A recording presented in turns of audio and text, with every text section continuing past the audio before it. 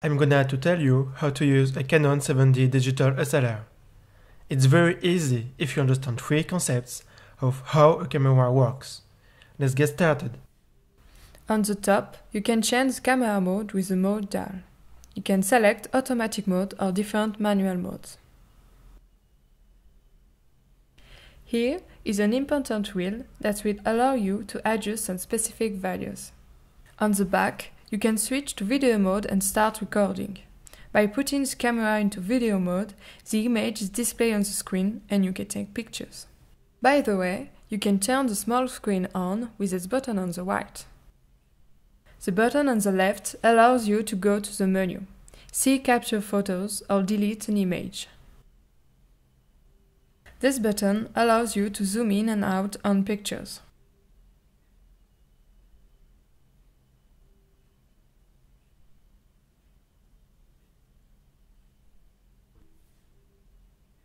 When you change the lens, be aware of the dust to reduce the chance of dirt inside the camera and the lens. Hold this button down and rotate the lens to the left. Next, transfer the base cover between the lens. Look for the red or white mark on the body and on the lens. As quickly as possible, simply line up the lens and the mark with the body. Rotate the lens 90 degrees on the right until you hear it click. There are two types of lenses, prime lens and zoom lens. The difference between them is the focal length that you can read right here on this prime lens. On the other side, on the zoom lens, you have two numbers which represent the minimal and maximal value of the focal length.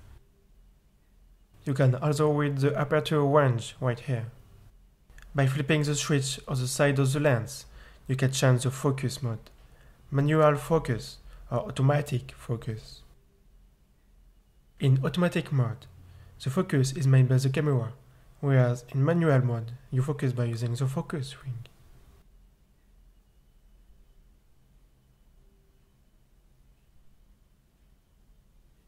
Select TV for time value. This allows the user to choose a specific shutter speed while the camera adjusts the aperture to ensure correct exposure. So, if we increase that value to 0.3 seconds and take a picture of a moving object, you get the blur on the back. When the sensor was receiving light, the car was moving too fast. If you reduce it to 1/400th, the car will be clear because during this time, the car did not move a lot.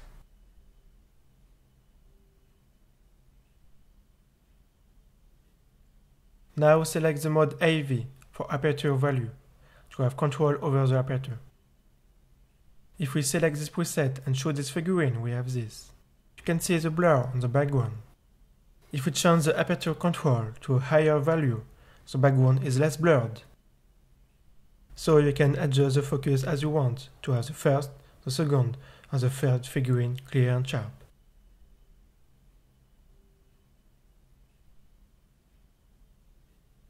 Select manual mode to try to shoot the flame of this candle. By pressing this button on the top, you get to choose between different ISO numbers. So you'll see in the background image, as I turn this, the lower I go, the darker the image gets. The higher I go, the brighter the image gets. But beware, the higher you go with these values, the more grain you're going to induce in the image. Each concept directly impacts the two others. If you want to have blurred red car lights in the night, you need to open the aperture and increase the shutter speed to see what's going on and to have the motion blur. Additionally, if there was not enough light, the image will be underexposed, so you should increase the ISO to get more details.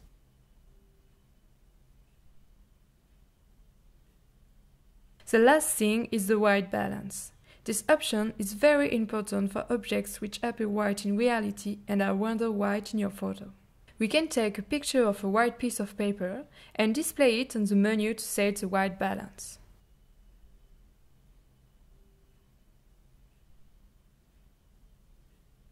Or we can use a preset parameter according to the light of the scene, a daylight landscape or an indoor portrait with stencil light. That's it for the very basics, but here is additional videos about aesthetics and video shooting.